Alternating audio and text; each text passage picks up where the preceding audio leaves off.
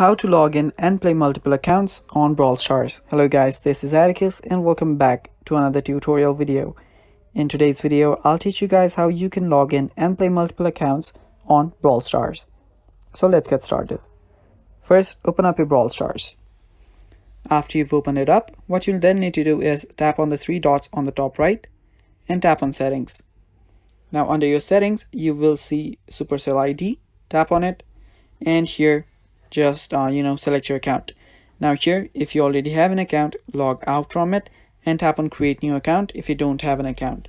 If you do have an account, what you'll need to do is just go here and tap on yes, log me in.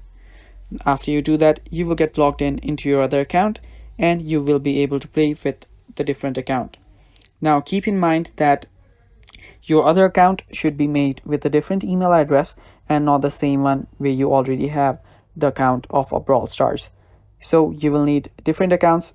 Only one email address can be used for an account in Brawl Stars. So yeah, that is basically how you do it, and thanks for watching.